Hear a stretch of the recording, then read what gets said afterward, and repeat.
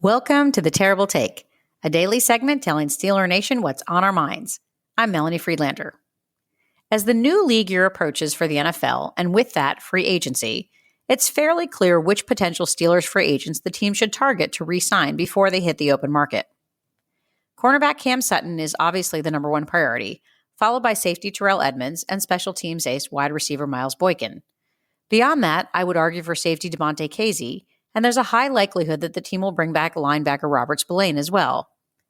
Given their current roster and the potential for several players getting released or restructured, these moves are all financially doable.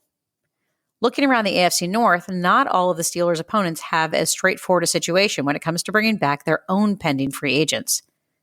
The Ravens were wise to get a deal done already with linebacker Roquan Smith, and they have already re-signed two other players on the defense as well.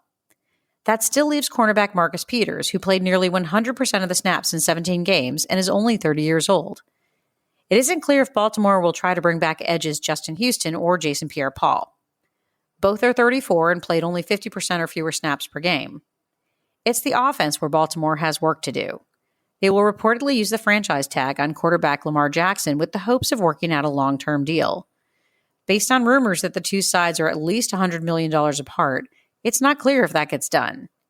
And if they do sign their quarterback, that may not leave much cap space for other offensive skill players. Backup quarterback Tyler Huntley will be a restricted free agent, so they should be able to keep him for the right price.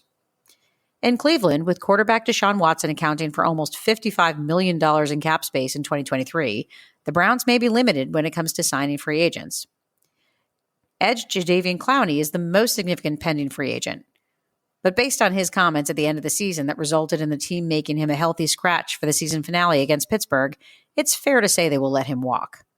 The Browns' biggest challenge may be their backups, with quarterback Jacoby Brissett, running back Kareem Hunt, and others ready to be free agents. Former Steelers tight end Jesse James will also be looking for his next contract. Could he make a return to Pittsburgh if the Steelers don't re-sign Jack Gentry? The Bengals seem to have the most players to lose in free agency.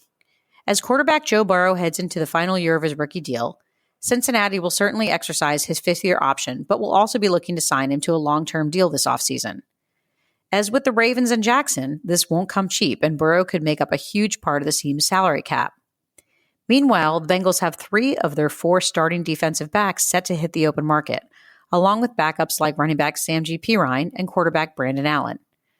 Not to mention their 2 top tight ends will be unrestricted free agents, and the number 3 will be a restricted free agent. The Bengals front office may have some difficult choices. Steelers GM Omar Khan has some work to do prior to the start of the new league year, but when it comes to retaining their own talented free agents, Pittsburgh may have an advantage compared to the other AFC North teams.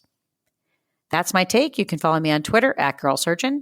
Check out The Terrible Take every day at 5 p.m. Eastern Time. Follow us on SteelersDepot.com and check out The Terrible Podcast with Dave Bryan and Alex Kozora every Monday, Wednesday, and Friday.